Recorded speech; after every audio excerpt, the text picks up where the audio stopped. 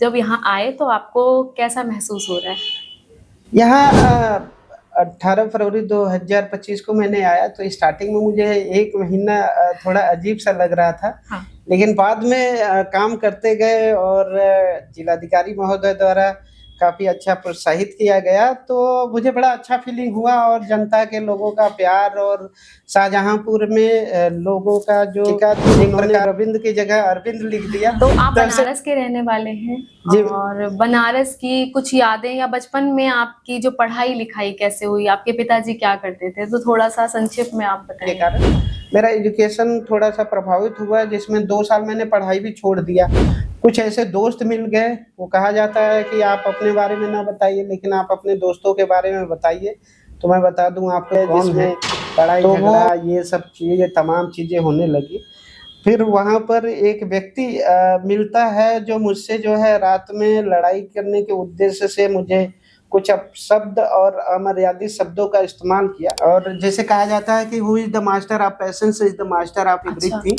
तो कोई ऐसा सवाल है जो आपको लगा हो कि ये मुझसे क्या पूछ लिया या उसका बड़ा इंटरेस्टिंग आंसर रहा हो? मैं थोड़ा-सा अपने इंटरव्यू का ज़िक्र करना चाहता हूँ। कमरे में पढ़ने वाले स्टडी रूम में अगर किसी का फ़ोटो लगाना हो महापुरुष या किसी भगवान का, तो किसका लगाना चाहें? तो मैंने कहा कि सर अगर जहाँ तक मेरा व्यू है तो मैं अपने माता-पिता को लगाऊँगा, क्योंकि जो जन्म से मुझे यहाँ तक लाए हैं वहीं उन्हीं का चेहरा देखा हूँ। मुझे याद है कि मैं बचपन से कैसे-कैसे सफ़र करके यहाँ तक आया हूँ, तो मैं बिल्कुल माँ-बाप के अलावा और किसी का नहीं लगाऊँ। कि उस समय मैं यही बोला कि आप लोगों को नहीं मालूम कि सफाई हमारे जीवन में कितना आवश्यक है। तमाम गरीबों का स्वास्थ्य डाउन होता जा रहा है।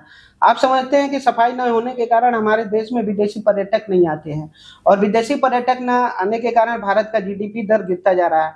एज़ ए कलेक्टर मैं आप सभी लोगों को ऑर्डर देता हूँ कि आप अपने-अपने क्षेत्रों में जाके सफाई का जायज़ा लीजिए। यदि अगर किसी द्वारा लापरवाही बरती जाएगी तो तत्काल सस्पेंड कर दूँगा।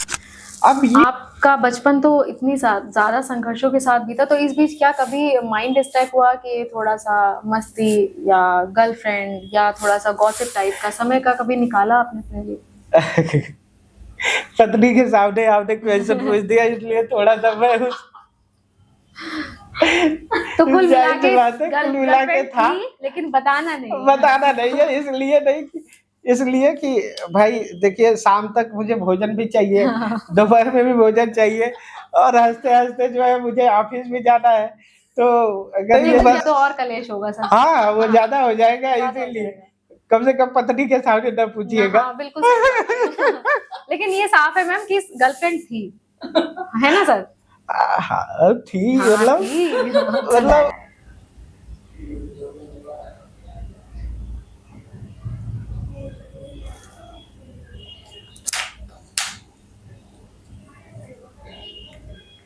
डन? जी बताइए सर।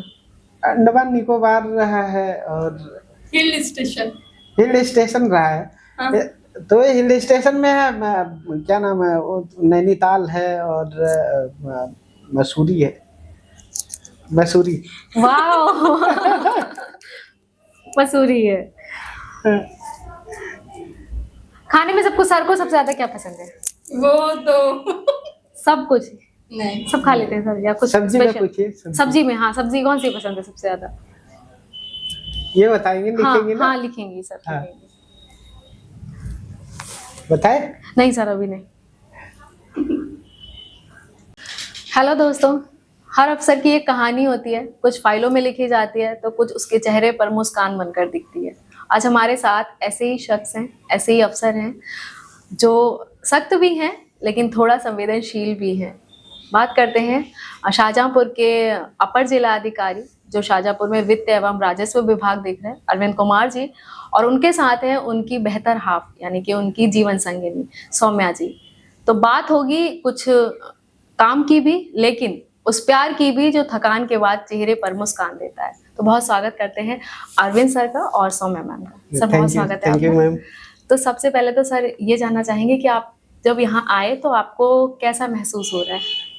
यहाँ 18 फरवरी 2025 को मैंने आया तो स्टार्टिंग में मुझे 1 महीना थोड़ा अजीब-सा लग रहा था। हाँ। लेकिन बाद में काम करते गए और जिलाधिकारी महोदय द्वारा काफ़ी अच्छा प्रोत्साहित किया गया, तो मुझे बड़ा अच्छा फीलिंग हुआ। और जनता के लोगों का प्यार और शाहजहाँपुर में लोगों का जो एक प्रकार का तारीफ करना या प्रशंसा करना या एक प्रकार का मोहब्बत देना बड़ा अच्छा लगा।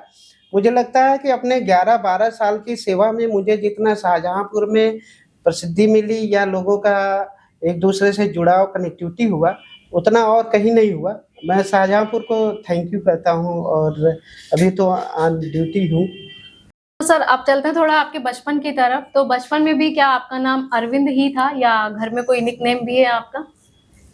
नहीं, मेरा नाम विजय था और मेरे स्कूल में मेरे पिताजी ने रविंद्र लिखाया था, लेकिन जो वहाँ पर शिक्षिका थी उन्होंने रविंद्र की जगह अरविंद लिख दिया, तब से मेरा नाम अरविंद ही चला आया। अच्छा, तो ये बाय मिस्टेक हुआ है ये नाम आपका? अब ये नहीं कर सकते क्योंकि मैं कक्षा 1 में था, तो मुझे ये नहीं पता है कि बाय मिस्टेक हुआ क्या हुआ, लेकिन पिताजी जो कहते हैं कि नहीं रविंद्र नाम लिखा गया था, फिर आपका नाम अरविंद हो गया। तो आप बनारस के रहने वाले हैं जी। और बनारस की कुछ यादें या बचपन में आपकी जो पढ़ाई लिखाई कैसे हुई, आपके पिताजी क्या करते थे, तो थोड़ा सा संक्षिप्त में आप बताएं। एक्चुअली मैं बनारस का एक गांव है छोटा कैथी, और वहां पर मार्कंडे पुराण में जैसा मार्कंडे ऋषि का जी। जिक्र मिलता है, उसी गांव का हूँ। और ये आपका पुआया से जो गोमती रिवर जाती है, जो लखनऊ होते हुए जाती है, गंगा और गोमती का जहाँ संगम है वही कैथी धाम है, मार्कंडे महादेव, और उसी जगह का मैं निवासी हूँ मूल रूप से। बचपन मेरा जो स्कूली शिक्षा बीता वो प्राइमरी में, देन उच्चतर प्राइमरी में, देन जो है अभी गांव के नज़दीक लक्ष्मी शंकर इंटर कॉलेज था वहाँ पर किया। जी। दिन उसके बाद जो है मैं बनारस के लिए मूव किया। बनारस से मैं उदय प्रताप कॉलेज में गया, तो वहाँ बड़ा टफ एग्जाम होता है, मैं कक्षा 11 में फेल भी हो गया। अच्छा। फिर दोबारा जो है काफ़ी रुलाई आई और पिताजी ने समझाया कि दोबारा पढ़िए, तो मीन्स कि मैंने दोबारा 11 में पढ़ाई किया और इंटर तक पीएमसी ग्रुप था, फिजिक्स मैथ केमिस्ट्री, देन पढ़ाई किया तो मैं फर्स्ट डिवीज़न पास हुआ। और उसके बाद जो है फिर मेरे साथ एक हुआ कि मैं आईआईटी की तैयारी करूं, लेकिन वहाँ पर उतना ग्रामीण पृष्ठभूमि होने के नाते जो है उतना उस तरह का हमें शिक्षा न मिल पाने के कारण मेरा एजुकेशन थोड़ा सा प्रभावित हुआ, जिसमें 2 साल मैंने पढ़ाई भी छोड़ दिया। कुछ ऐसे दोस्त मिल गए, वो कहा जाता है कि आप अपने बारे में ना बताइए लेकिन आप अपने दोस्तों के बारे में बताइए, तो मैं बता दूं आपको कौन है। तो वो थोड़ा 2 साल मेरा ड्रॉबैक एरिया रहा, जिसमें कुछ दोस्त मिल गए, जिसमें लड़ाई झगड़ा ये सब चीज़ें तमाम चीज़ें होने लगी। फिर वहाँ पर एक व्यक्ति मिलता है जो मुझसे जो है रात में लड़ाई करने के उद्देश्य से मुझे कुछ अपशब्द और अमर्यादित शब्दों का इस्तेमाल किया। मैंने ज़िंदगी में अपने जो धैर्य कहा जाता है, और जैसे कहा जाता है कि who is the master of patience is the master of everything, जो धैर्य का मालिक होता है वो सभी चीज़ों का मालिक बनता है। तो मैं पहली बार अपने मतलब गुस्सा तो बहुत आया कि मार दे, लेकिन जो है मैंने मेरे अंदर ये आया कि नहीं, अगर इसको लड़ाई झगड़ा होता है तो बाद में माता पिता को झेलना पड़ जाएगा और लोग जो है कुछ अलग तरीके से, और माता पिता को तकलीफ होना पड़ेगा। तो मैंने अपना ट्रैक ही चेंज कर दिया। तो मैंने अपना पढ़ाई लिखाई पर मैंने कहा आप पढ़ाई लिखाई करके जो है कुछ बन के मैं इनको जवाब दूंगा। देन फिर मैंने अपना बीएचयू के लिए मैं गया। बीएचयू में उसी दिन अगले दिन मैं गया तो वहाँ पर देखा तो बीएचयू का जो गेट था वो मुझे जस्ट लाइक जो Hampton normal and agriculture institute Brooker T Washington का एक इंटर में वो था चैप्टर इंग्लिश में, जिसमें हैम्पटन नॉर्मल में वो जाने के लिए जो है काफ़ी संघर्ष किया। उसी तरह मुझे अच्छा लगा और मैं वहाँ से जब फार्म लेकर आया तो मैं बीए सोशल साइंस का फार्म लिया और मैं अपने लाइफ में सबसे ज़्यादा पढ़ाई जो है उसी समय किया था। 24 घंटा में 18 घंटा पढ़ाई किया था और मुझे कुछ भी ख्याल नहीं है पढ़ाई के अलावा, पढ़ाई दिन पढ़ाई ही। मुझे ये लगा कि मुझे पढ़ना है तो पढ़ना है, निकालना है तो निकालना है इसको स्कूल में। लिहाजा मेरा एडमिशन होता है, मैं फिर कम बैक नहीं होता है, रिवर्स गियर नहीं लगाता हूँ, फिर पढ़ाई करना शुरू हो जाता हूँ। फिर मेरा सोशल साइंस में मेरे दोस्त थे, कुछ ऐसे थे जो मेरे साथ रहते थे, मेरा पार्टनर, रूम पार्टनर और सभी लोग थे। तो उसमें जो है हम लोग पढ़ाई किए और एक लक्ष्य कोचिंग था, वहाँ मैंने ज्वाइन किया। फिर दिन संघर्ष करता रहा। पिताजी का जहाँ तक है, पिताजी का जो एक छोटी सी नौकरी थी पीडब्ल्यूडी में, पहले बेलदार थे और बेलदार से फिर मेट पद पर प्रमोशन हुआ। काफ़ी संघर्ष हुआ, वेतन भी उतना नहीं था और उस समय महंगाई और साथ में कई चीज़ें थी जो पूरे परिवार को लेके चलाना और अकेले। और पिताजी बनारस से और गांव से बनारस आते थे। बड़ा वो लगता था कि यार मेरे पिताजी संघर्ष कर रहे हैं, मुझे भी इसका जो है पढ़ना चाहिए। लिहाजा वो संघर्ष देखकर मैं पढ़ाई करने के लिए बहुत ज़्यादा प्रेरित हुआ और इलाहाबाद में अपना एक साल 2010 में मैंने ग्रेजुएशन कंप्लीट करने के बाद मैं चला आया इलाहाबाद पढ़ाई किया और 2012 पीसीएस प्री मैंने दिया था, लेकिन मेंस जो है नहीं हो पाया था क्योंकि मैंने जो सब्जेक्ट रखा था हिस्ट्री और ज्योग्राफी रखा था। हिस्ट्री में कम नंबर होने के कारण मैंने जो है हिस्ट्री छोड़ दिया, ज्योग्राफी और डिफेंस स्टडी रखा। तो 2013 एग्जाम ईयर में मेरा जो है सिलेक्शन हो गया, प्री निकला, फिर मेंस इंटरव्यू फाइनल कर लिया और आज 11 साल के बाद शाहजहांपुर में आया हूँ। तो सर इंटरव्यू में क्या सवाल पूछे जाते हैं? ये हमारे जो यूथ है जो तैयारी कर रही थी उनके दिल में बड़ा सवाल रहते हैं, तो कैसे ऐसे कोई सवाल है जो आपको अभी भी याद है?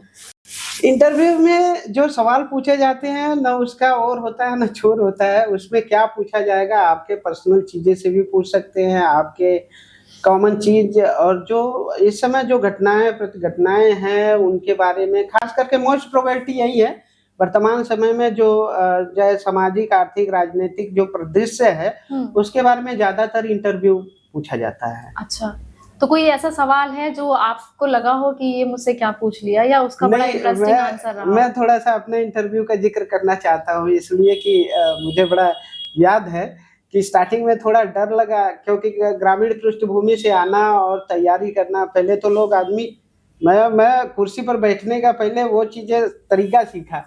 फिर उसके बाद अपने साथ में जो खाना बनाते थे उनको जो है इंटरव्यूअर मान के कि मान लीजिए कि सपोज दैट ये बोर्ड के मेंबर हैं और मैं उन लोगों से, तो जो जूनियर थे वो मिस्टर अरविंद कुमार क्या कर रहे हो, तो वो क्वेश्चन पूछते थे लूसेंट या जीके अन्य चीजें। अच्छा। फिर उसके बाद जो है जब मेरा इंटरव्यू करीब मेंस एग्जाम के बाद लगभग 1 महीने बाद मेरा रहा तो धड़कनें भी बढ़ रही थी कि क्या पूछा जाएगा, क्योंकि 200 मार्क्स अब तो 100 नंबर का है, पहले 200 नंबर का था। तो उस समय जो मुझे याद है कि 3 जगह हमको बैठाया गया। बैठाने के बाद जब बोर्ड के सामने बैठना हुआ तो मेरे दिल दिमाग में एक चीज छाया था कि यहाँ से मैं अगर असफल हो जाऊँ तो कहाँ जाऊँगा। मैं वही सोचा कि क्या हो सकता है कि इलाहाबाद में बैठ के फिर से रोटी बेलना और ये सारी चीजें, तो बहुत कुछ नहीं। मैं सोचा कि जो होगा देखा जाएगा, क्योंकि मैं इंटरव्यू के समय प्री निकाला, मेंस निकाला और इंटरव्यू में आया हूँ, ये बातें मेरे घर तक भी नहीं जानकारी थी और न गांव में मोहल्ले में कहीं भी जानकारी नहीं थी कि मेरा जो है प्री मेंस भी हुआ है पीसीएस में।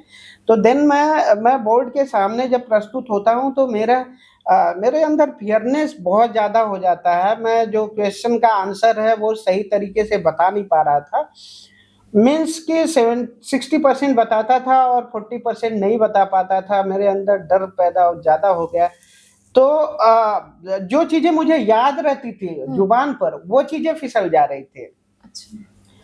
और स्वाभाविक था, लेकिन मैं धीरे धीरे अपने आप को कंट्रोल किया और फियर को भगाया। उसके बाद जो है बोल्डनेस तरीके से मैंने सारे आंसर देना शुरू किया। फिर दिन क्या हुआ कि बोर्ड के जो अध्यक्ष थे उन्होंने ये कहा कि ठीक है, इनका तो इंटरव्यू कंप्लीटेड हो गया, इनको छोड़ देते हैं। तब तक बोर्ड में 5 लोगों का बोर्ड है, 1 मैडम थी और 4 सर थे। तो एक लोग ने कहा कि नहीं, इनसे तो और सर बुलवाना है अभी इनको। तो मुझसे क्वेश्चन पूछते हैं कि आप बोल नहीं पा रहे हैं, तो मैंने कहा कि मैं बोलने की कोशिश करता हूँ।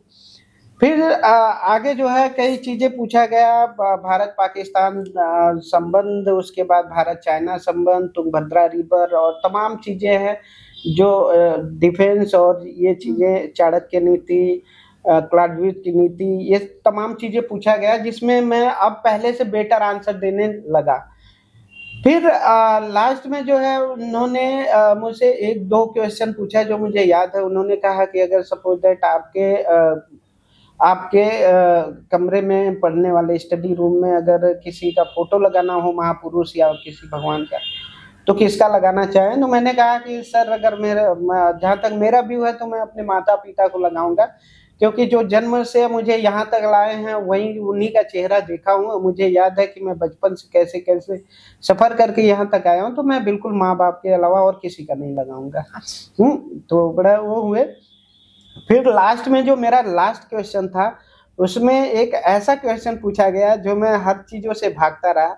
उन्होंने क्वेश्चन के जो चेयरमैन थे उन्होंने ये पूछा कि सपोज दैट आप एक जिले के डीएम हैं और आपके हाथ में माइक है और आपको सफाई कार्यक्रम पर बोलना है, और आप जो है हम सभी जो है आपके सबॉर्डिनेट हैं, आप सफाई कार्यक्रम पर बोलिए। मेरे दिल दिमाग में आया कि मैंने जिंदगी में कभी हाथ में माइक नहीं पकड़ा।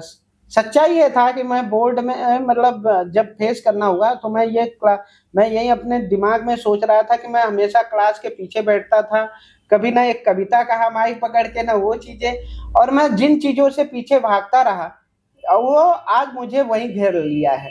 तो मैं इतना ही मेरे दिल दिमाग में आया कि अगर आज इस क्वेश्चन का आंसर नहीं बता पाएंगे तो अपना चेहरा आईने में नहीं दिखा पाऊंगा। पता नहीं क्यों मेरे अंदर वो चीजें हुआ। कहा जाता है कि लास्ट में सरस्वती का वास होना, अब मुझसे जो हुआ मैंने बोला। मैं कहा कि अगर आज नहीं बोल पाऊँ तो जिंदगी में अपना चेहरा जो है आईने में नहीं दिखा पाऊंगा। तो मैंने बोलना शुरू किया। मुझे कंटेंट कुछ याद है जो मैं बताना चाहूँगा कि उस समय मैं यही बोला कि आप लोगों को नहीं मालूम कि सफाई हमारे जीवन में कितना आवश्यक है। तमाम गरीबों का स्वास्थ्य डाउन होता जा रहा है। आप समझते हैं कि सफाई न होने के कारण हमारे देश में विदेशी पर्यटक नहीं आते हैं, और विदेशी पर्यटक न आने के कारण भारत का जीडीपी दर गिरता जा रहा है। एज ए कलेक्टर मैं आप सभी लोगों को ऑर्डर देता हूं कि आप अपने अपने क्षेत्रों में जाके सफाई का जायजा लीजिए। यदि अगर किसी द्वारा लापरवाही बरती जाएगी तो तत्काल सस्पेंड कर दूंगा। अब ये चीजें जो है मैंने चुटकी बजा के भी कह दिया, और मुझे नहीं पता मैंने क्या बोला। मैं उस समय जो बोला इससे कई गुना ज्यादा अच्छा बोल दिया। तो मुझे जो है लास्ट में बोर्ड ने ताली क्लैपिंग किया और कहे कि नहीं आप बहुत अच्छा बोले, बहुत अच्छा किए। तो उसके बाद मैं बाहर निकला तो मुझे लगा कि ये मेरा सिलेक्शन नहीं हो पाया, लेकिन इंटरव्यू में अच्छा नंबर मिला जिसके कारण I was select in the PCS exam. अच्छा, तो वो कौन सा ईयर था, 2012 या 13? 2013 एग्जाम ईयर था और 2015 में रिजल्ट आया था। 15 में? भाई 2015 तो 15 से अभी तक आपको एकदम लाइनें एक्यूरेट याद हैं? हाँ, उस समय का थोड़ा सा कंटेंट याद है, लेकिन एग्जैक्ट उस समय और ज्यादा बोला, क्योंकि मेरे दिमाग में ये था कि वो जो डर था वो खत्म हो चुका था। मुझे लगा कि जो सबसे बड़ी बात है इंटरव्यू के जो भी साक्षात्कार में बैठते हैं, चाहे जो भी चाहे जिसका एग्जाम हो, और उस साक्षात्कार में पहले तो डर में फ्रेंडशिप तरीके से आप बात कर दिया जो नहीं आता है सॉरी सर, लेकिन जो आता है आप बताइए, और डर बहुत क्या हो सकता है इससे ज्यादा। उस समय डर इस बात की रहे कि सांप सीढ़ी की तरह खेल है, अगर मुझे नहीं मिलता है सिलेक्शन तो हम क्या करेंगे, बैक चले जाएंगे। हाँ। फिर से प्री देंगे, मेंस देंगे, हर बार का अपना अपना अलग होता है पैटर्न एग्जाम का, तो फिर से दोबारा मुझे वही चीजें आना पड़ेगा। तो सफलता असफलता के बीच में जो खाई है बहुत ज्यादा होने के कारण आदमी डरने लगता है। हाँ। तो मैं यही चीजें कहना चाहूँ, वो डर नहीं होना चाहिए।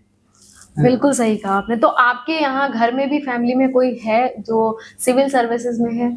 नहीं, मेरे घर में नहीं है। कितने भाई बहन हैं आप? हम लोग 3 भाई 4 बहन हैं, और अच्छा। 2 बहनें पढ़ी नहीं, और माता पिता भी पढ़े नहीं, और मतलब उसके बाद जो है 3 भाई हैं तो 3 भाई पढ़े हैं, 2 लोग हैं चीनी मिल में हैं। अच्छा। अपना कर रहे हैं, जॉब कर रहे हैं। अच्छा, तो आपने जो बार बार जिक्र किया कि फैमिली में स्थिति सही नहीं थी, बचपन से बहुत सारी तकलीफें उठाई, तो वो स्थिति जो आपकी थी बचपन में, उसमें 4 बहनों के साथ सरवाइव करना और सबको देखना कि मेरे पिताजी 4 बहनों का भी कर रहे हैं, 3 भाइयों का भी कर रहे हैं, मेरा भी खर्चा देख रहे हैं, मेरी पढ़ाई भी देख रहे हैं, तो वो क्या माहौल था और क्या स्थिति थी आपके घर की? स्थिति ये थी कि पिताजी अपना जो मुझे लगता है कि जहाँ बचपन में बड़ा याद है कि जब मैं सेलेक्ट हुआ उस समय मेरे पास मड़ी, शायद इधर झोपड़ी या कुछ कहते हैं वो था, और जमीन पर झोपड़ी, और मेरे सिलेक्शन के बाद मैंने उसी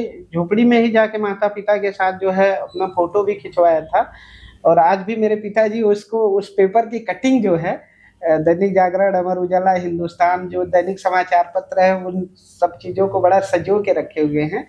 मुझे अच्छा लगा कि पिताजी का, मुझे याद है कि जो वेतन था, तो वो वेतन फुलफिल करना परिवार को एक पिता ही जानता है कि उसके बच्चे किस तरह से हैं। आज अगर एक बाप के अगर 7 बेटे हैं, अगर 3 ही बेटे हैं, तो बाप तो पूरा परिवार का खर्च वहन कर लेता है, लेकिन वही बेटे को अगर बाप का खर्चा करना होता है तो आनाकानी करने लगता है, आज जो उसकी सुविधाएं नहीं देख पाता है। मुझे लगता है कि जो मिलता था, पिताजी वो अपने शौक को पूरा नहीं किए, और 10 रुपये भी मिलता था, 20 रुपये भी उनके पॉकेट में रहता था, तो भी ये नहीं कि साइकिल रोक के साइकिल से आना जाना। वो तो मेरा सिलेक्शन हुआ तब उनको जो है मोटरसाइकिल खरीदा, तब जाके आना जाना शुरू किया। अदरवाइज वो 35 किलोमीटर साइकिल से आते जाते थे, और इस तरह का संघर्ष था। संघर्ष देखना चाहिए, और मुझे लगता है कि अपने माता पिता से और परिवार से ज्यादा मार्गदर्शक और कहीं नहीं मिल सकता है। शिक्षा तो शिक्षक देते हैं, लेकिन परिवार सब बहुत कुछ है जो हर बालक को अपने माता पिता और पुस्तक और शिक्षक से ही प्यार करना चाहिए। तो जब आपकी जॉब लग गई, उसके बाद सबसे पहला काम आपने क्या किया? पहला पापा को बाइक दिलाई या घर चेंज करने का कपड़े दिलवाया। माता को भी जो है अपना वेतन से उनके लिए मतलब कुछ थोड़ा बहुत ऑर्नामेंटल बनवाया था। अच्छा। है ना। और उसके बाद कभी वो उस हिसाब से उनकी शौक को पूरा किया। माता का, और माता जी का तबीयत ज़्यादा खराब होने लगी, तो फिर मैं अपने साथ ही रखता था। इत्तेफाक से माता का संघर्ष कई गुना मेरे जीवन में वो महत्वपूर्ण है, क्योंकि असली जो संघर्ष माता जी का मुझे याद है। बहुत कुछ चीज़ें तो शेयर नहीं किया जा सकता है इस मंच पर, लेकिन मेरी माता बहुत ही आइडियल है। 2018 में जब उनको सुख भोगने का समय आया, तो वो मेरे साथ नहीं है, लेकिन एक्चुअल जो मतलब मेरे लाइफ में जो हीरोइन है, वो मेरी माता जी हैं, जो अपने बेटे को पढ़ाने के लिए, हाँ, मतलब अपनी शौक नहीं बल्कि बेटों की शौक को पूरा करने के लिए संघर्ष किया। आपका बचपन तो इतनी ज्यादा संघर्षों के साथ बीता, तो इस बीच क्या कभी माइंड डिस्ट्रैक्ट हुआ कि थोड़ा सा मस्ती या गर्लफ्रेंड या थोड़ा सा गॉसिप टाइप का समय का कभी निकाला आपने अपने लिए? पत्नी के सामने आपने क्वेश्चन पूछ दिया, इसलिए थोड़ा सा मैं तो कुल मिला के था, लेकिन बताना नहीं है, इसलिए कि भाई देखिए, शाम तक मुझे भोजन भी चाहिए, दोपहर में भी भोजन चाहिए, और हंसते हंसते जो है मुझे ऑफिस भी जाना है।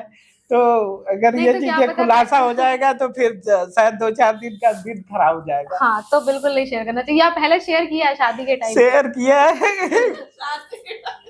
कुछ बताया पहले कि मेरा अफेयर रहा या मेरी गर्लफ्रेंड भी रही, ऐसा कुछ नहीं? तो यहाँ पे नहीं बताना है फिर तो नहीं, तो और कलेश होगा सर। हाँ, वो ज्यादा हो जाएगा, इसीलिए कम से कम पत्नी के सामने न पूछिएगा। हाँ, बिल्कुल। लेकिन ये साफ है मैम कि गर्लफ्रेंड थी, है ना सर? हाँ थी, मतलब अभी नहीं है कोई। नहीं, मतलब पत्नी ही मेरी गर्लफ्रेंड है, पत्नी ही मेरी वाइफ है, जीवन संगनी और अर्धांगिनी, मेरी देवी और देवता, सब चीज जो है मेरी पत्नी है। तो ये 2 बातें की हैं आपने सर। तारीफ तो मैम की कर दी, लेकिन बताया नहीं। अच्छा, दोस्ती वगैरह कभी ऐसा सोचा कि ठीक है आज घूम आते हैं, स्मोकिंग कर लेंगे, ड्रिंक कर लेंगे, ऐसा कुछ कभी लाइफ में रहा?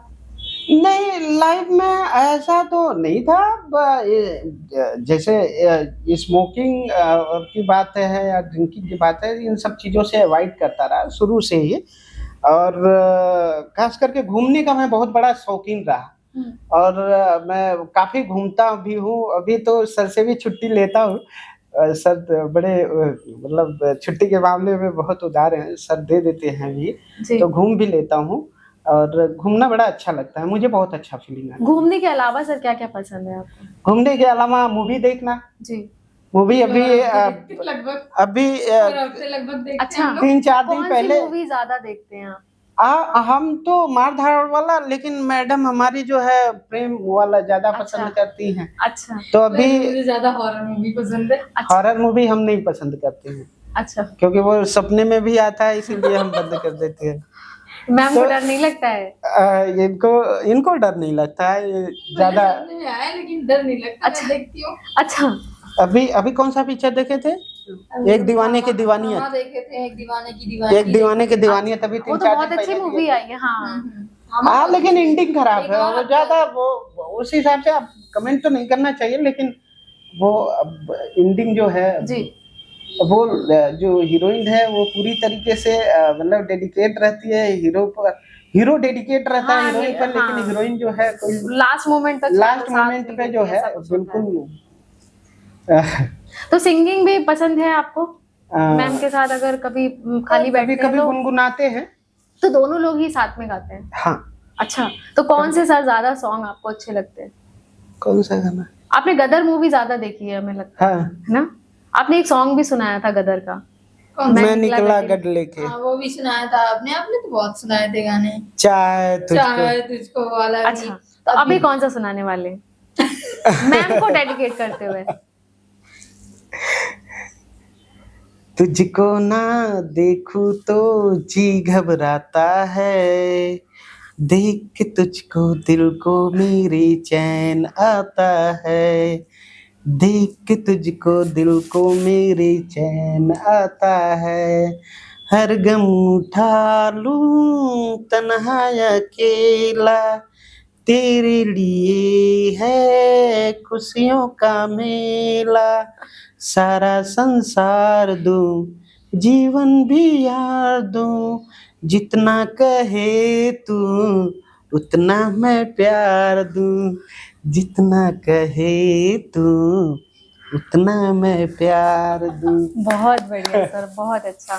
और आपके मोस्टली गाने ऐसे होते हैं कि आप मैम को डेडिकेट करते हैं ऐसा, और कुछ भी कैप्शन अगर आप डालते हैं तो वो भी मैम के लिए होता है।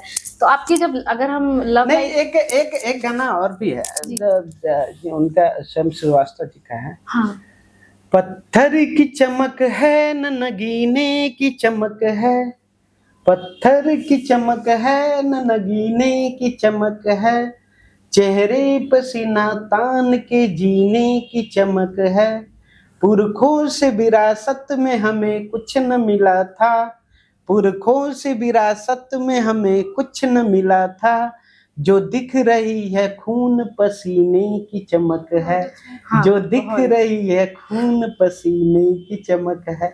ऐसे चचल लाइन की कविताएं हैं बड़ी जी, अच्छी लेकिन ये लगती है। लाइंस कभी बहुत कभी अच्छी हैं। खाली समय में जो है थोड़ा सा इंटरटेन हो जाता है। जी, लेकिन वैसे तो आपको बहुत कम ही समय मिलता होगा, तो लेकिन खाली टाइम में आप और क्या क्या करते हैं? जैसे मैम के साथ घूमने निकल गए, या कभी आज गार्ड साथ में नहीं जाएगा, हम लोग अकेले ही जाते हैं, ऐसा कुछ कभी करते हैं? मुझे गाड़ी का ड्राइविंग बहुत शौक है, तो मैं जो है अक्सर मैडम के साथ अकेले में निकल जाता हूँ कहीं भी घूमने अच्छा। के लिए। स्वयं ड्राइविंग करता हूँ, ये भी धीरे धीरे ड्राइविंग करना शुरू कर दी है, अच्छा, तो ड्राइविंग लाइसेंस भी बना दिया है। रूल्स ऑफ द रोड, नियमों का बिल्कुल। समस्त पालन करना चाहिए। हाँ। तो इस तरह से घूमते हैं, और बहुत ज्यादा तो आवश्यकता नहीं होता है इधर, जैसे छुट्टी मिल जाती है उस हिसाब से अपना घूमना फिरना रहता है। अच्छा, तो अब थोड़ा सा मैम की तरफ आते हैं। सौम्या मैम, आपकी लाइफ मतलब आप कहाँ के रहने वाले हैं? मैं गाजीपुर की रहने वाली हूँ। गाजीपुर। तो गाजीपुर में आप वहीं की है, तो वहीं पढ़ाई लिखाई आपकी सारी? मेरा इंटर तक मैं वहीं पे पढ़ी जी, उसके बाद ग्रेजुएशन के लिए मैं वहाँ पे चली गई, बनारस चली गई। बनारस में KIT का इंस्टीट्यूट ऑफ टेक्नोलॉजी, वहाँ से मैंने बीटेक किया। अच्छा, आफ्टर दैट उसके बाद मैं चली गई इलाहाबाद। इलाहाबाद से मैंने प्रिपरेशन किया, तैयारी की। तो वो कौन सा ईयर रहा था जब आप इलाहाबाद गए थे? आई थिंक मैं 17-18 में गई। अच्छा, उस टाइम सर तो फिर बन चुके थे ऐसे। नहीं सर तो बन चुके थे। उससे मुलाकात नहीं हुई, इसका मतलब सर नहीं, आपके, उस है टाइम ना? मैंने मुलाकात नहीं परिवार की मुलाकात पहले हुई थी। पहले हुई थी? अच्छा, मम्मी पापा जैसे इनके पापा और मेरे पापा की मुलाकात हुई। अच्छा, तो फिर कैसे सर से आपकी मुलाकात, कैसे शादी का कैसे प्लान बन गया? शादी कौन से ईयर में हुई है? मेरे पापा को शादी इनका बिहेवियर बहुत अच्छा लगा। अच्छा, एक चीज मैं बताना चाहूंगा कि जैसे मुलाकात कहाँ हुई, तो शादी की बातें तो हो गई, पूरे चीजें रखा गया, लेकिन मैडम का मन नहीं था मुझसे शादी करने के लिए। क्योंकि तो मैं बड़ा अभी इतना पापड़ जल्दी नहीं करना बड़ा चाहती पापड़ थी। बेलना पड़ा मुझे। अच्छा। समस्तीपुर में टीचर थी, तो मुझे जो है काफी संघर्षों के साथ जो है नौकरी के साथ साथ समस्तीपुर बिहार में भी जाना पड़ता था अच्छा, मनाने के लिए। मनाने के लिए। तो काफी जो है काफी कुछ वहां पर घूमने निकल जाता था। पहले तो बहाना था बर्थडे का।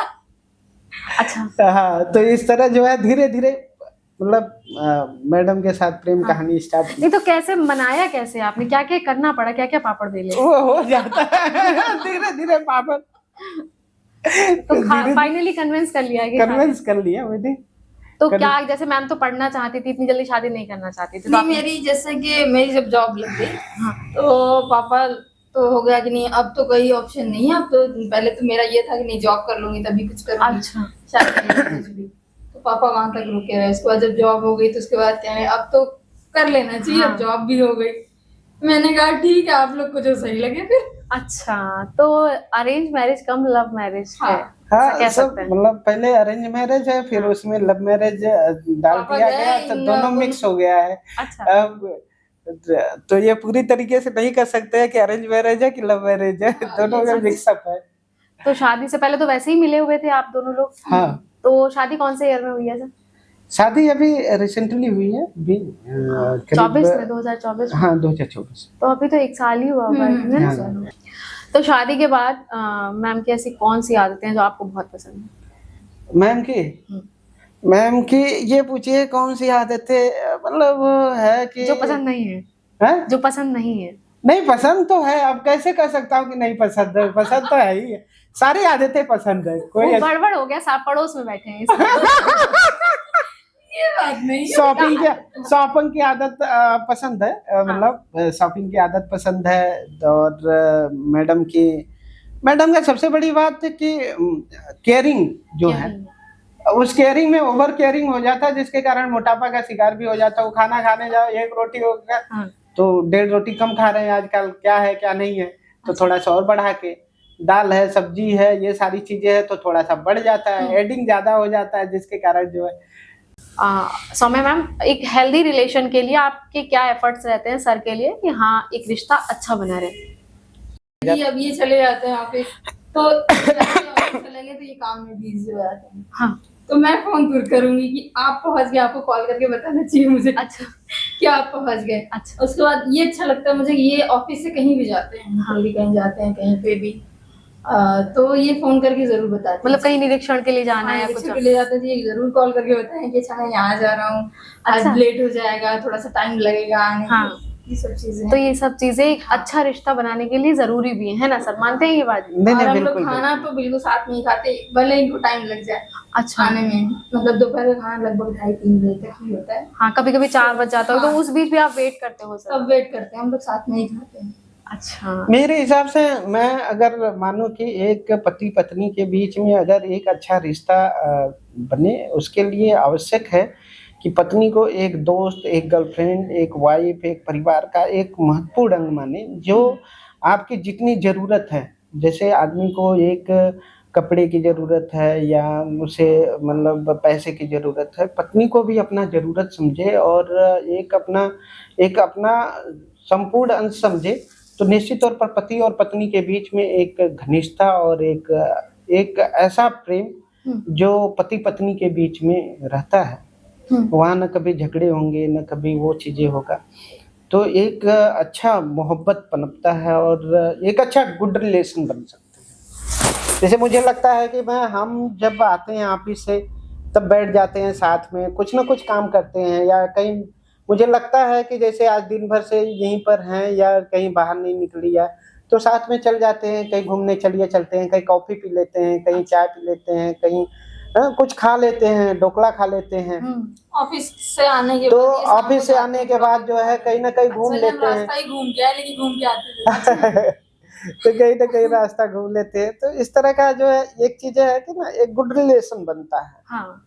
जो हमेशा एक चेहरे पर मुस्कान होनी चाहिए। अगर उनको दर्द है तो मुझे महसूस होना चाहिए कि दर्द है इस चीज का।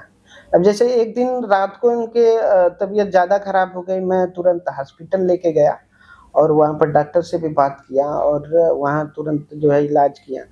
तो एक पति पत्नी के बीच में एक अच्छा सामंजस्य, जिसमें चोट अगर इनको लग रही है तो दर्द मुझे हो, मुझे चोट लगे तो इनको दर्द हो, वही एक रिश्ता कहलाता है। बिल्कुल सही कहा आपने।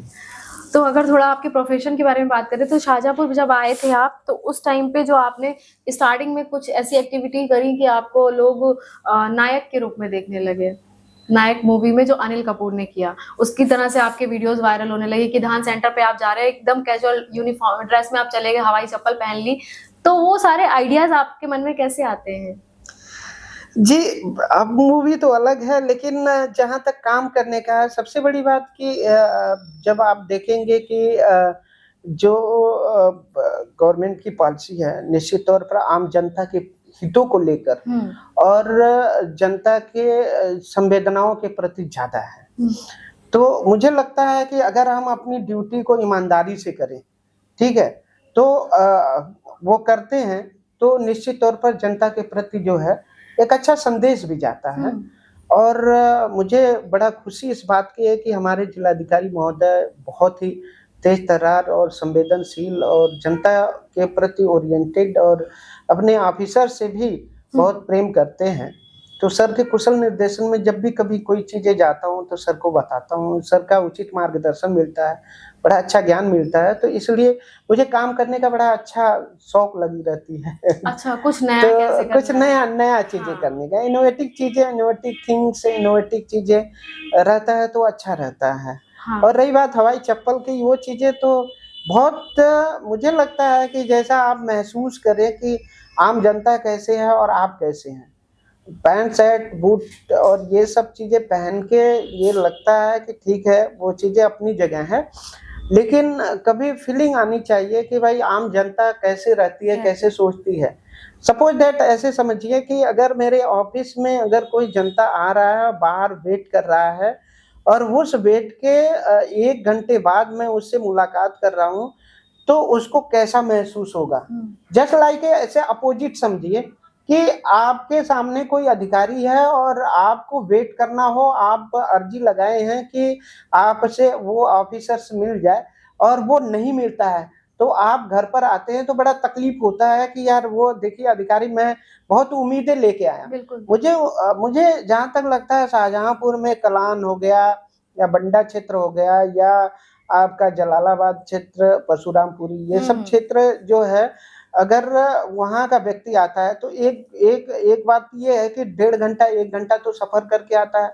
दूसरी चीज ये है कि वो व्यक्ति बस से चल के आता है। मैं देखता हूँ कि मोस्टली 70% लोग गरीब ही आते हैं डीएम सर के चैम्बर पर या हमारे यहाँ या एडीएम प्रशासन सर के, किसी के भी, तो वो मतलब काफी दूर सफर करके आता है और वो आने के बाद अगर वो निराश चला जाता है तो बड़ा तकलीफ होती है।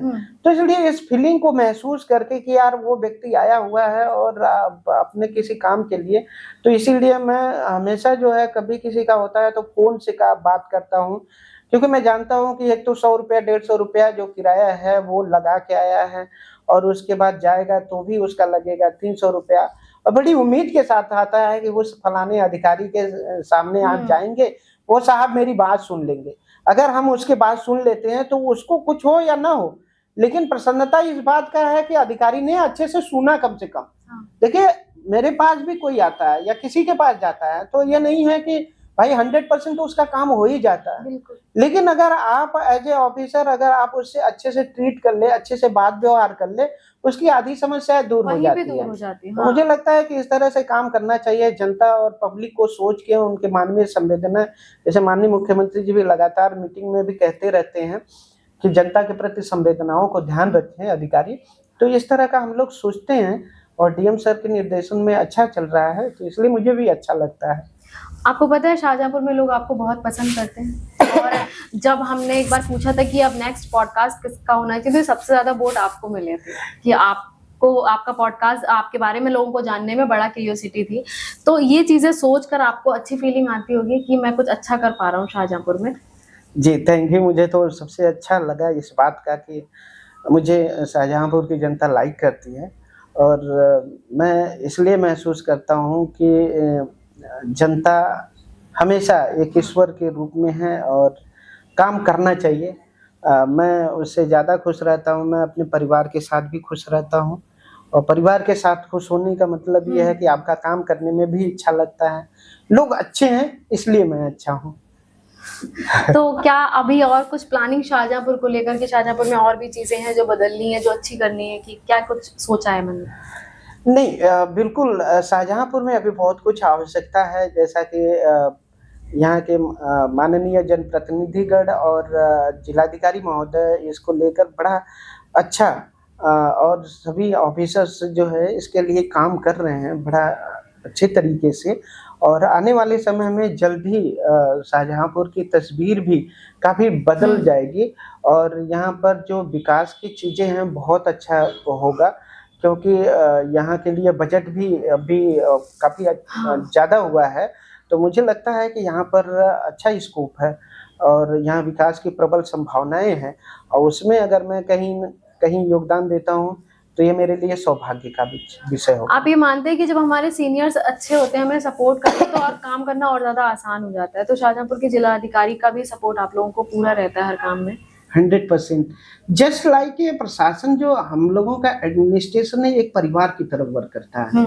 अगर हम लोगों के गार्जियन जिलाधिकारी महोदय है तो हम लोग उनके एज ए परिवार के अंग हैं और एक परिवार तभी खुशहाल होता है जब परिवार में गार्जियन की बातों को फॉलो अप नीचे करते हैं और नीचे वालों को प्रेम गार्जियन देता है और उतना लिबर्टी उतना प्रोटेक्ट भी करना बहुत सर का कभी कभी देखते हैं कि प्रोटेक्ट करते हैं अपने ऑफिसर्स का, है ना। अगर मेरा ऑफिसर्स गलत नहीं है तो वो स्टैंड करते हैं सर। तो इसलिए मुझे लगता है कि sir is a ideal boss, तो इसलिए काम करने का बड़ा अच्छा लगता है और इसी कारण गुडविल में काम होता है। पहली पोस्टिंग आपकी कुशीनगर में थी एज एसडीएम, तो उस वक्त जब आप की जर्नी में शुरुआत हो रही थी तो क्या कुछ वहाँ का माहौल रहा, वहाँ की जो जनता थी उससे आप कैसे कनेक्ट करते थे? जी, मेरी पहली पोस्टिंग तो वैसे ट्रेनिंग हम लोगों को फील्ड में भेजा गया, तो पहले बलिया हुआ था, फिर देन उसके बाद जो है मैं लखनऊ ट्रेनिंग किया। मेरी फर्स्ट पोस्टिंग कुशीनगर जनपद में रहा, जहाँ 3.5-4 साल मैंने व्यतीत किया, लगभग 3-4 तहसील में रहा और कुशीनगर में अच्छा मेरा पास्ट रहा और एक अच्छा मैं एसडीएमशिप किया। और देन उसके बाद मैं सुल्तानपुर में आया 10 महीना के लिए। तो सुल्तानपुर में भी जयसिंहपुर तहसील में एसडीएम था। फिर चीनी मिल में मैं गया। चीनी मिल में मुझे लगता है कि जाना, जो वहाँ की मैनेजमेंट सिस्टम पढ़ना, वो मेरे लिए ज़्यादा मतलब ज़्यादा हमारे लिए फ़ायदेमंद, इसलिए कि वहाँ पर जो मैनेजमेंट कई तरीके से देखना पड़ता था। एक तो मिल का जो सिस्टम होता है, मिल में कई तरीके के लोग अलग अलग विचारधाराओं के रहते हैं। मार्केटिंग वाला अलग विंग का रहता है, चीनी बनाने वाला अलग विंग का रहता है, मिल का अलग विंग रहता है और मैकेनिकल का अलग, इलेक्ट्रिकल का अलग। तो सबका मिला के जो है एक में बनता है। लेकिन वहाँ जो मैनेजमेंट होता है, एक तो कैश फ्लो का, कि हमें एक व्यापारी बन के, फॉर एग्जाम्पल एक व्यापारी बन के, एक बिजनेसमैन की तरह होके कैसे सोचना है, कैसे हम अपने पैसों को सेविंग करें। ठीक है, मैनेजमेंट का ये नियम है कि आपको अगर आपकी रिकवरी अगर है ज़्यादा है तो आप जो है कैश फ्लो में आप जाएंगे, तो जो प्रॉफिट एंड लॉस के बारे में ज़्यादा समझना पड़ता है। दूसरी बात, आपको ऐसे लोगों से भी वेट है जो काफ़ी 50% इलिटरेट हैं और ऐसे लोग हैं जो बुजुर्ग हैं, जो बदलती हुई परिस्थितियां जहां पर हमारे देश के लोग ज़्यादातर जो सर्विस सेक्टर है और द्वितीय क्षेत्र इंडस्ट्री क्षेत्र की तरफ रुख कर रहे हैं, जहां एग्रीकल्चर अब धीरे धीरे डाउनफॉल हो रहा है। तो वहां पर कैसे मैनेज करना, कैसे लोगों को समझा के केन को ग्रोविंग करना, कैसे प्लांटेशन कराना, कैसे उसकी नई वैरायटी और कम एरिया में कैसे प्रोडक्टिविटी को बढ़ाना, उन सब चीज़ों के बारे में ज़्यादा मुझे सीखने का अवसर मिला और लोगों के बीच में मुझे जाने का वो चीज़ें मिला, तो अवसर मिला। और काफ़ी कुछ किसी का वो मतलब आपका प्रशासन में नहीं है तो प्रशासन में थोड़ा सा अगला व्यक्ति आपको सोच समझ के बोलता है, लेकिन वहाँ जब आप जनरल मैनेजर या यूनिट हेड रहते हैं तो आपको अगला व्यक्ति, आपको किसान है, किसान आपको डायरेक्ट ही बोलेगा अगर पेमेंट हो गया तो सो फार बेटर देन अगर नहीं है तो आपको सीधे सीधे गाली से भी बात करता है, और उसके बाद जो है वो आपको उल्टा सीधा जो भी उसके माइंड में आएगा वो बोल सकता है। मुझे भी कई बार सुनना पड़ा, लेकिन मुझे अच्छा लगा कि जो हमारे उच्चाधिकारी थे इन सब चीज़ों को करते हुए हमारा कैन पेमेंट भी बहुत अच्छा किया, और हमने जो है प्रॉफिट में कराया चीनी मिल को। वहाँ से कुछ चीज़ें बहुत सीखने को मिला। दिन मैं शाहजहाँपुर में आया तो अपने पद के आधार पर सारी चीज़ों को करने का बेहतर वर्क करता हूँ। तो फिर वहां से सीधा शाहजहाँपुर आना और एडीएम पद पर आना, तो क्या चीजें ऐसी हैं जो आपको असमंजस बिठाने में समय लग गया? असमंजस बैठाने में जैसे क्या है कि एक आप अगर 3 साल हो या 5 साल हो कहीं पर आप अपने मेन स्ट्रीम से थोड़ा सा इतर जाते हैं तो उन सब चीज़ों को ज्ञान तो बढ़ता है एक तरफ, लेकिन अपना जो मूल चीज़ें हैं थोड़ा सा एक बार पर्दा सीन हो जाता है तो उस पर वो थोड़ा सा और आपको उसको फ्रेशन अप करने के लिए वक्त लगता है। वक्त क्या, कुछ थोड़ा वक्त लगता है, बाकी अब वो सब सारी चीज़ें आ जाता है, ऐसा कोई चीज़ नहीं है। लेकिन मुझे लगता है कि अगर आप डेपुटेशन पर हो या कुछ इस तरह का है तो निश्चित तौर पर आपके नॉलेज में वृद्धि भी होती है, काफ़ी नॉलेज में वृद्धि होती है। जब आपने जो धान के ट्रक पकड़े थे उस टाइम पे जो आपका गेटअप था उसमें सर पे गमछा बांध लेना और वो सब टी शर्ट, और तो वो लुक आपका कौन डिजाइन करता है? खुद ही करते हैं? नहीं ऐसा नहीं है, ऐसा नहीं। तो वो गेहूं का ट्रक था, वो जो समय सर के निर्देशन पर गया था, और एक्चुअली सुबह सुबह का टाइम था तो बहुत पैंट शर्ट क्या पहनना वरना निकल गए। अगर वो पैंट शर्ट पर रहेगा तो अगला भी आपको वॉच करेगा। जब आपको पकड़ना ही है तो आप उसके तरह सोचिए, उससे कहीं ज्यादा सोचिए। किसी भी क्रिमिनल को या किसी भी करने गलत व्यक्ति को आप पकड़ने के लिए आप ऐसा है कि आप उस तरह का नहीं आप करिए। जो स्ट्रेटेजी कहती है कि आप कुछ दूसरा तरीके से समझ के काम करिए, अपने आप पकड़ लेंगे। अब मैं किसी के सामने जा रहा हूँ हवाई चप्पल या टी शर्ट या इससे, तो वो क्या जानेगा कि ये अधिकारी है या ये आम मजदूर की तरह कभी कोई है, वो थोड़ी जानेगा। इसलिए थोड़ी सी अलग चीजें थी। तो बहुत कुछ अभी तो आपकी लाइफ में है जो सपने होंगे आगे के लिए, कि तो क्या सोचा है अपनी जिंदगी में? एक तो आपको घूमना बहुत पसंद है, उसके अलावा आप लोग क्या ऐसा करते हैं जो? नहीं, मैं ये बताना चाहूंगा, मैं काम करने के प्रति बहुत वो चीजें है, लेकिन एक चीज ये भी है कि काम तो बहुत है, उसके साथ जो है परिवार की भी जिम्मेदारियां होती हैं, तो दोनों को बैलेंस बना के, है ना। और ये भी देखना है कि हमारा कोई भी कार्य ऐसा न हो जो दी गई व्यवस्थाओं और उसको जो है थोड़ा सा उसको जो है अलग करे। इसलिए जो नियम कानून है, नियम कानूनों के अंतर्गत कोई चीजें हो तो वो ज्यादा अच्छा। अभी कई चीजें हैं ऐसा, अभी जनता की अनेकों शिकायतें आती है। अभी कुछ जो है, अभी तो ये पटल नहीं है कि जहां मैं बता पाऊँ, अभी कल ही परसों की ऐसी चीजें हैं जो मैं जबकि उसको डांटा भी, फटकारा भी कि इस तरह का नहीं होगा वरना मैं जेल में डाल दूंगा, लेकिन उसने वो किया। तो अब मेरा उद्देश्य है कि मैं वैसे लोगों को सबक सिखाना बहुत जरूरी है, क्योंकि एक बार अगर आप सबक सिखाते हैं किसी गलत व्यक्ति को तो वो हमेशा याद रहेगा और उससे लोगों में डर पैदा होगी, और ये डर भी पैदा करना बहुत जरूरी होगा। तो सर कभी डांटते हैं क्या? क्योंकि डांटने वाला लुक आपका कभी लगा नहीं कि आप किसी को चिल्ला भी पाएंगे। देखा है आपने मैम कभी? मैंने देखा एक बार कि सब लोग आए थे, बैठे थे, कुछ हुआ था तो ये फोन पे बात कर रहे थे। हाँ। तो मैं थोड़ा सा अंदर चली गई कि भाई बात कर रहे हैं ये सबसे, तो ये फोन पे इतना तेज से बोलने लगे और ऊपर जो छत थी वो गिरी। ठीक है, हम अच्छा। तो वो गिरी जब, तो हमें लगा क्या कि ये गुस्से में लग रहा फोन फेंक दिए क्या। अच्छा। तो मैं भागते हुए आई, मैंने क्या हो गया, तो वो ये फिर वो लोग बताया कि नहीं अपने आप वो गिरी है। अच्छा, मैं सोची कि ये इतना तेज कैसे डांट रहा है। क्या वही कभी लगा नहीं कि सर किसी को डांट भी पाते होंगे? नहीं, ऐसा नहीं है, जैसा तो नहीं, डांटना मेरा प्यार कोई देखा ही नहीं है ना।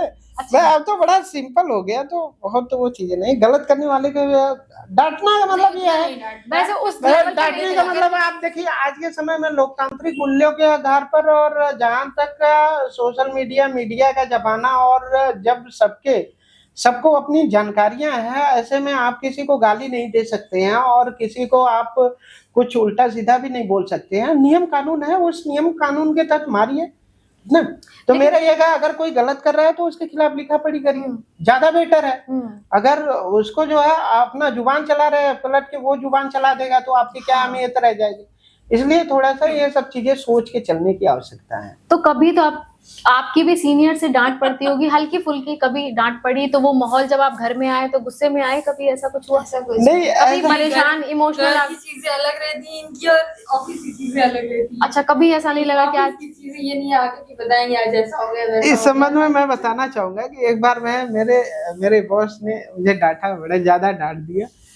तो फिर उसके बाद मैं आया तो मुझे बड़ा टेंशन हो गया। रात भर मैं टेंशन में रहा कि यार बताइए कि पढ़ लिख के आए, इतना नौकरी करके आए और भाई मुझे इतना डांट पड़ गई। तो फिर मैंने जो है रात में टेंशन में होने के बाद जो है फिर मैंने कहा यार छोड़िए, जाने दीजिए, अपना क्या। हमने कहा देखिए, सबसे बड़ी बात, मुझे एक सीनियर थे, मैंने उनसे शेयर किया कि सर मैं बहुत डिस्टर्ब हूँ, मुझे डांट पड़ गई। तो उन्होंने कहा देखो ऐसा है कि जो हम लोग नौकरी करते हैं वो आपके काम करने के लिए नहीं मिलता है, बल्कि डांट खाने का भी मिलता है ना। तो ये इसको बहुत सीरियसली नहीं लेते, इसको लाइटली लेना चाहिए। फिर वही अधिकारी जिसने डांटा अगले दिन मेरी बड़ी तारीफ कर रहा था मेरे मतलब मीटिंग हॉल में। तो मुझे बड़ा अच्छा फीलिंग हुआ। तब से मैं कभी किसी डांट को मैं सीरियस लिया ही नहीं, मैं छोड़ दिया। मैंने कहा अगर किसी आपका बॉस डांट रहा है तो आप साइलेंट रहिए, आपको कुछ बोलने की आवश्यकता नहीं है। क्योंकि बॉस जो होता है वो एज ए गार्जियन आपको वो चीजें समझाने की कोशिश कर रहा है कि आप उसको करिए।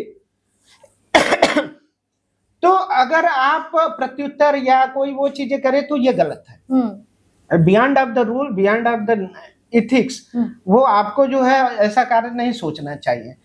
और रिक्वेस्ट कर लीजिए कि सर मुझसे गलती हो गई या चीजें हो गया, जैसे मुझसे होगा, कोई डांटता है ना, रिक्वेस्ट कर लिया जाता है कि सर आप बता दें, मार्गदर्शन दे दें, कुछ भी। आप फोन का जमाना है, व्हाट्सएप मैसेज कर दीजिए कि सर इसमें समझ में नहीं आ रहा, प्लीज बता दीजिए। अगर डांट भी पड़ रही है तो उसको सुन लेना चाहिए चुप मार के, धीरता पूर्वक। हाँ, जवाब नहीं देना चाहिए। बिल्कुल सही बात है सर। तो कुछ ऐसा जो आप शाहजहांपुर वालों के लिए लास्ट में कहना चाहेंगे? शाहजहांपुर के लिए मैं युवाओं से बस यही चीजें कहता हूँ कि मैं सदैव कहता हूँ जब भी कभी किसी मंच पर जाता हूँ कि पढ़ाई करें और जम के पढ़ाई करें। अगर वो युवा है तो दिन रात मेहनत लगाकर अपनी पढ़ाई पर विशेष फोकस करे, चाहे जिसे उसे जो भी बनना हो, चाहे सिविल सेवा में जाना हो, चाहे वो डॉक्टर बनना है, चाहे इंजीनियर बनना है, चाहे वो शिक्षक बनना है, चाहे वो राजनीतिक में आना है।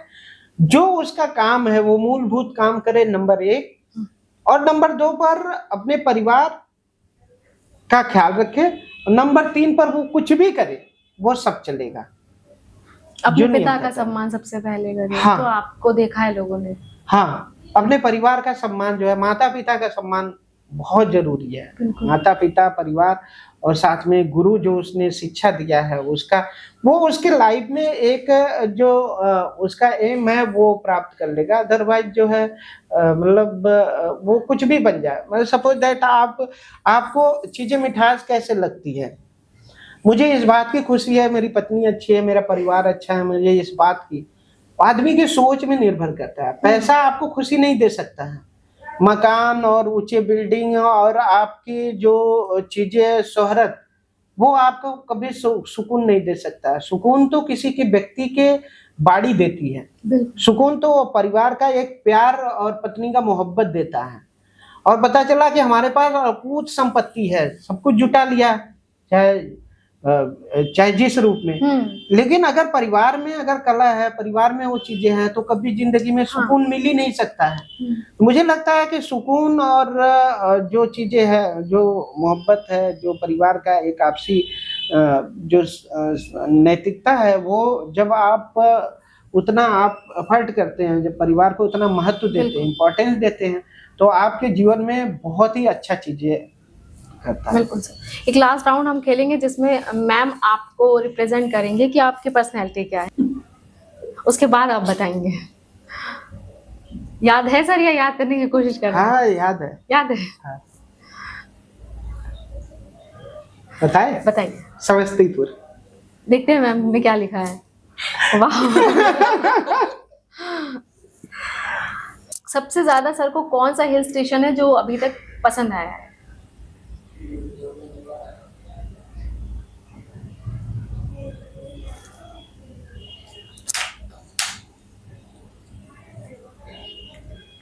डन जी, बताइए सर। अंडमान निकोबार रहा है और हिल स्टेशन। हिल स्टेशन रहा है। हाँ। तो ये हिल स्टेशन में है क्या नाम है वो, नैनीताल है और मसूरी है, मसूरी। वाह मसूरी है। खाने में सबको सर को सबसे ज्यादा क्या पसंद है? वो तो सब कुछ नहीं, सब खा लेते हैं सर, या कुछ सब्जी में स्पेशल? पूछिए। सब्जी में, हाँ, सब्जी कौन सी पसंद है सबसे ज्यादा? ये बताएंगे, हाँ लिखेंगे ना? हाँ, लिखेंगी सर, हाँ। लिखेंगी। बताए? नहीं सर, अभी नहीं।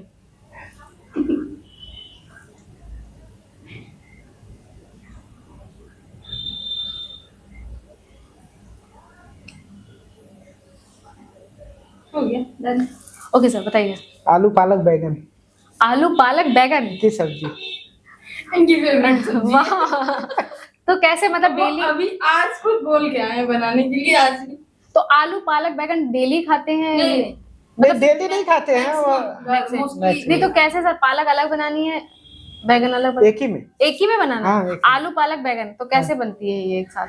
ये आप कढ़ाई करिए और उसके बाद जो है उसमें तेल डाल दिए, उसके बाद लहसुन और जीरा कुछ डाल दीजिए, उसके बाद जो है आलू डाल दीजिए और आलू बैगन भी डाल दीजिए, उसके बाद पालक डाल दीजिए, पालक, और उसके बाद धीमे आंच में पकाने दीजिए।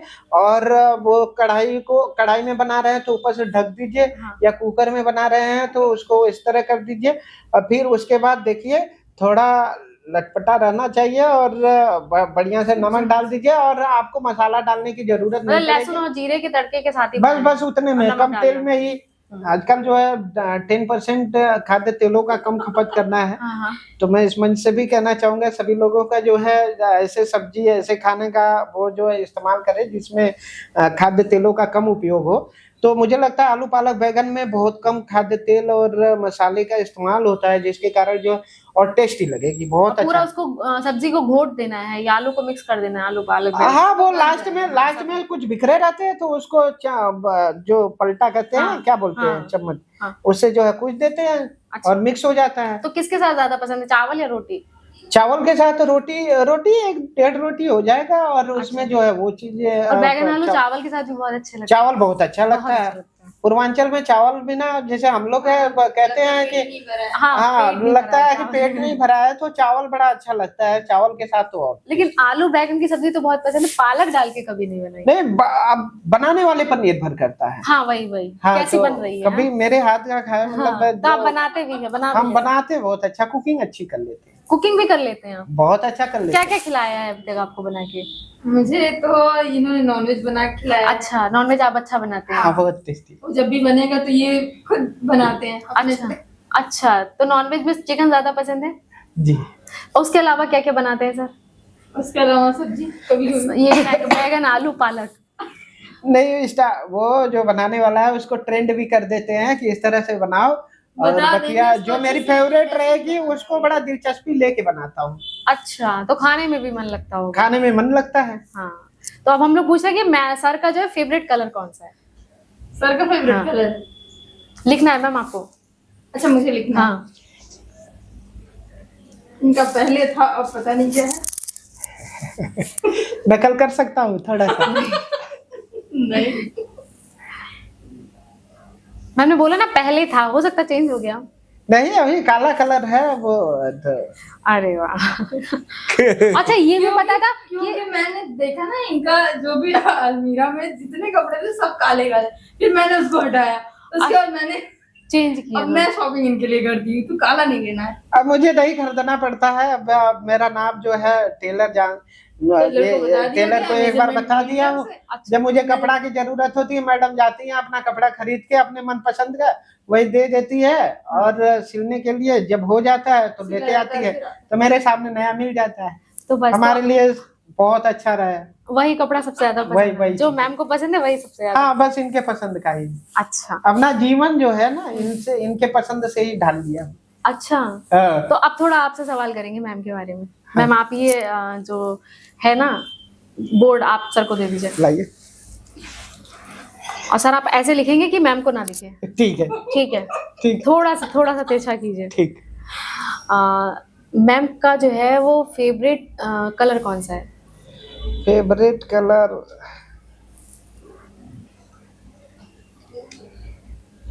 जी, हो गया सर? है नहीं नहीं सर, दिखाना नहीं है दिखाना जी। अच्छा। मैम बताइए। लाल है। लाल। लाल ही लिखा हूँ। बहुत बढ़िया। जब आप लोग मिले थे तो सबसे पहला, मिलने के बाद भी सबसे पहला जो गिफ्ट मैडम की तरफ से आया था वो क्या आया था? मतलब कुछ ऐसा जो आपको गिफ्ट किया हो, एज अ गिफ्ट आपको क्या मिला था? मैडम की तरफ से मुझे ये मिला था, इतना गिफ्ट मिल गया कि मुझे भी कंफ्यूजन। पहला गिफ्ट क्या मिला था जब सबसे पहली बार? मैंने जो दिया था, हाँ, सबसे पहला गिफ्ट। सर नहीं, उधर नहीं दिखाना है अच्छा। जी। मैंने कपड़े दिए थे। अरे तो मैं तो भूल गया, घड़ी लिख दिया। मैंने कपड़े दिए थे, मुझे याद है। घड़ी कब दी थी? घड़ी बाद में। घड़ी बाद में। तो कपड़े जो बर्थडे था, कुछ था तब दिया था। अच्छा, बर्थडे था। तो आप कपड़े भूल गए। कपड़े नहीं, इतना गिफ्ट फीमेल मिल की गया कि डेट जो है ना वो प्रॉपर करेक्ट, उसमें कुछ नहीं किया जा सकता। मैम को एक्यूरेट चीजें याद है। अच्छा, हाँ। Thank you. चलिए, और चीजें तो मैं पास हो जाऊंगा, मैं ज्यादा नंबर पाऊंगा। अच्छा, मैं मैम से ज्यादा नंबर पाऊंगा। ठीक है, देखते हैं सर। हाँ ठीक। मैम को सबसे ज्यादा पहनने में क्या अच्छा लगता है, सूट या साड़ी या फिर वेस्टर्न? ठीक है मैम, बताइए। सूट मैक्सिमम ज्यादातर। वेरी गुड सर, आप कैमरे पे दिखाइए, ये आपने लिखा है। बहुत अच्छी मेमोरी, सर को सब याद रहता है। हाँ? हाँ। जब मैम बहुत गुस्सा होती हैं तो आप कैसे जज कर पाते हैं कि वो क्या एक्टिविटी कर रही हैं कि बहुत गुस्से में है आज?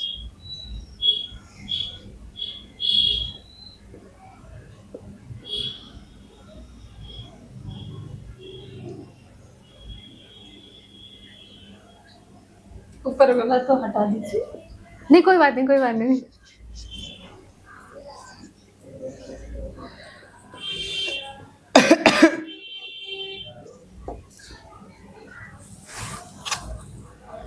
जब सबसे ज्यादा गुस्से में होती है? हाँ। सर दिखाइए। मैं शांत रहती हूँ। बस नहीं, आंखें, इसमें चेंज है। आंख और चेहरे के एक्सप्रेशन से सब समझ जाते हैं कि आप गुस्से में हैं। मैं ज्यादा शांत रहूंगी, उसके बाद मेरा एक्सप्रेशन रहेगा बस। बस नहीं, इस मामले में आप गलत है। क्या है? नहीं नहीं नहीं नहीं, हम क्या सही हैं। ये इसमें फुल में फुल मिलेगा क्या है? हमको। आगे चेहरा। आंखें, चेहरे के एक्सप्रेशन से मुझे मालूम चल जाता है तो कि सर आप क्या गुस्से करती में है, हैं। मतलब आंखें आंखें करती हूँ, वही तो शांत। उस समय शांत रहने से, अब पूजा पाठ थोड़ी कर रहे हैं कि उस समय शांत रहेगी भाई। तो सर क्या बड़बड़ाने लगती हैं कुछ? अरे नहीं, मतलब बहुत बर्तन बर्तन फेंकती हैं? क्या चीज? पटकती होगी बर्तन जोर जोर से? नहीं नहीं नहीं, इनके गुस्सा में मतलब इनका एक चेहरे का एक्सप्रेशन देखने लायक रहता है। अच्छा। तो मैं चेंज हो जाता है, मुस्कुराहट के जगह गुस्से वाला हो जाता है, तो मैं शांत हो जाता हूँ। तो मैं जान जाता हूँ कि गुस्से में है, धीरे से मैं शांत हो जाता हूँ। अच्छा। फिर 5-10 मिनट के बाद जाता हूँ, धीरे से बैठता हूँ, तो मतलब धीरे धीरे जो है बात करने की कोशिश करता हूँ। इनका नहीं करती हैं तो मनाने की कोशिश करता हूँ। तो क्या करते हैं आप, कैसे मान जाती हैं? बहुत जल्दी मान मान जाती जाते हैं, थोड़ा सा कुछ बच्चों जैसा हरकतें, जैसे कान पकड़ लिए, अगर मेरी तरफ से गलती हो तो थोड़ा सा सॉरी बोल देते हैं। तो मान इस तरह जाती का, हैं। हाँ, मान जाती हैं। हैं? अच्छा, तो आप लोग जब घूमने जाते हैं तो सबसे ज्यादा मैम को क्या पसंद है?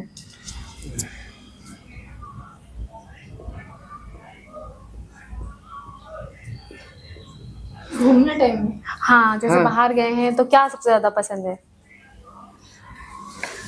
क्या करते हैं आप सबसे ज्यादा? शॉपिंग करना पसंद है कुछ? शॉपिंग करना पसंद है मुझे। शॉपिंग में आप क्या सबसे ज्यादा करते हैं, क्या परचेजिंग होती है आपकी?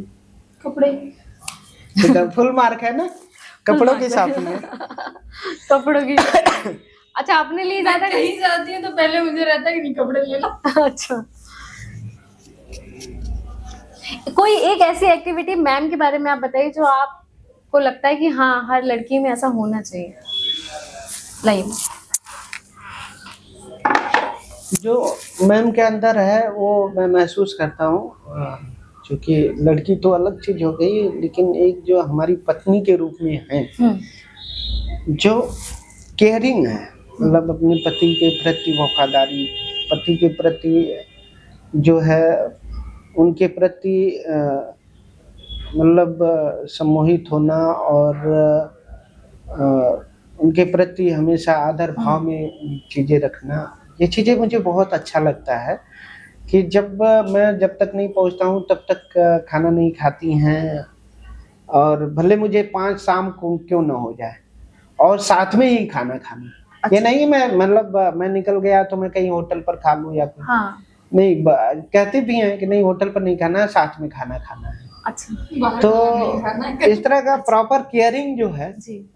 मेरी वाइफ में है, और उनका अपने पति के प्रति, तो मुझे अच्छा लगता है कि मतलब मैं अपने आप को लकी मानता हूँ कि मेरी वाइफ मुझे बहुत मतलब एक तरीके से एक beloved love to the mutual love है हम लोगों के बीच में। तो सर को आप क्या कह के बुलाते हैं? सर का नाम लेते हैं या कोई नाम रख रखा है, कैसे बुलाते हैं? मैं तो नाम से ज्यादातर क्या कभी जल्दी नहीं मिलाती हूँ, रेयर ही रहता है। जब कोई बोले जैसे कि दीदी लोग हो जाती है, हाँ, हाँ। तो बोलती मैं बात कर रही होती तो फिर मैं बताती कि नहीं आ गए, तो दीदी बोलती कौन है, ये आए तो मैं कहती, कौन आया है। जैसे मैं दीदी को चिढ़ाती तो दीदी मुझे कहती है कौन आया, यार यही है, यार यही कौन। हाँ। तो मैं नाम लेती हूँ उसके, नाम मैं नाम नहीं लेती हूँ। तो वैसे ऐसे ही मतलब ऐसे तो मैंने नाम रखा सौरवी। अच्छा, आपके नाम से जुड़ा हुआ है इसलिए। हाँ। तो उस नाम से कभी कभार बुलाते हैं। नंबर आपके फोन में किस नाम से सेव है? सौरवी। अच्छा, सर आपके फोन में? सौरवी और अरवी के नाम से सेव। अच्छा, आपके फोन में सर किस नाम से सेव है? माय लाइफ करके वैसे। माई लाइफ कर। बहुत अच्छा सर, बहुत अच्छा लगा आप लोगों से बात करके, और आपकी जर्नी जो इतना स्ट्रगल वाली रही है, उम्मीद है कि जो हमारे आज के युवा यूपीएससी की तैयारी कर रहे हैं उनको बड़ा हिम्मत मिलेगी। और सबसे बड़ी बात जो आपकी लोगों के लिए प्रेरणा है वो है आपके लिए, आपके फादर के लिए आपकी केयरिंग, जो सबने देखी। एक वीडियो वायरल हुआ था जो आपके पिताजी के साथ हुआ था। लोग क्या करते हैं, एक पोजीशन पे आने के बाद सबसे पहला जो निगलेक्ट करते हैं वो अपनी फैमिली को कर देते हैं, अपने आप में एक वो महसूस करते हैं कि मैं एसडीएम हूँ, मैं एडीएम हूँ। लेकिन वो चीज़ आपके अंदर इतनी सी भी नहीं है। आप जहाँ भी रहते हैं डाउन टू अर्थ रहते हैं, और बहुत अच्छा लगा कि आप लोगों आज यहाँ आए और हम लोगों से बात करें। Thank you so much. Thank you so much. हम लोग को भी अच्छा लगा।